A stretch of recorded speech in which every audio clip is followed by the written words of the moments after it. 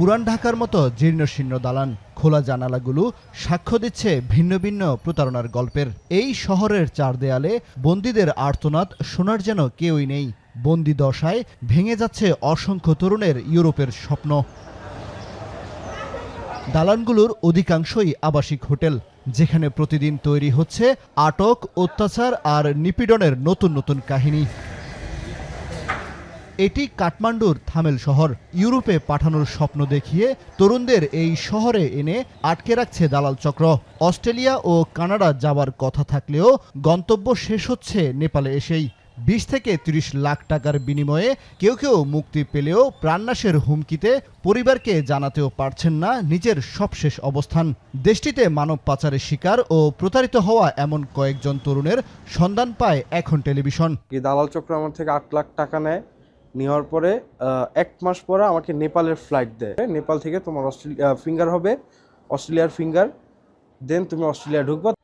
বিদেশ যাত্রা ও মুক্তির জন্য নারায়ণগঞ্জের রাজীবের পরিবার দালালকে পরিশোধ করে প্রায় 22 লাখ টাকা।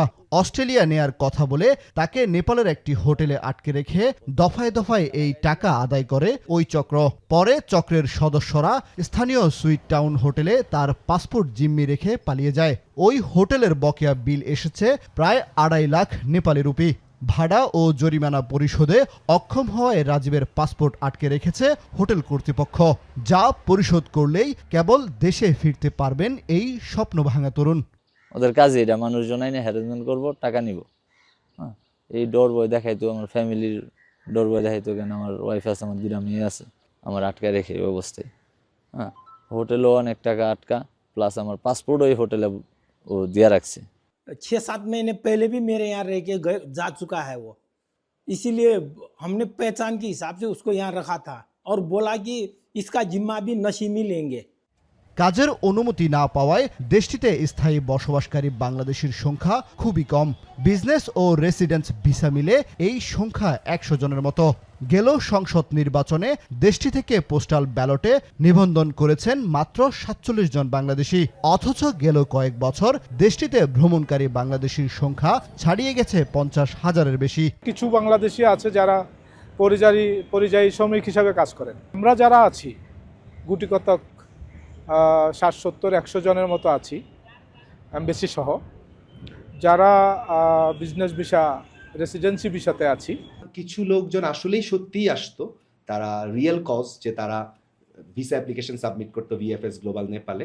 বাট এই পরিস্থিতির সুযোগ নিয়ে কিছু দালাল চক্র হয়তো কিছু লোককে ভুল বুঝিয়েও নিয়ে আসতো যে তাদেরকে ক্রোয়েশিয়ার ভিসা দিবে বলে সাবমিট করতো, কিন্তু আসলে ভিসা তারা পেত না।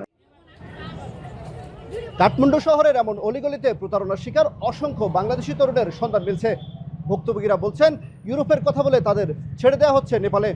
এমন অবস্থায় বিমানবন্দরে কঠোর নজরদারির পাশাপাশি সরকারিভাবে সচেতনতার উদ্যোগ নিতে বলছেন ভুক্তভোগীরা। কামরুল হাসান জনি, এখন, নেপাল। 72 ঘন্টা ময়েশ্চার লক সমৃদ্ধ লিলি বডি ওয়াশ, শিয়া বাটারের গুডনেস স্কিন রিপেয়ার করে রাখে সফট ও গ্লোয়িং।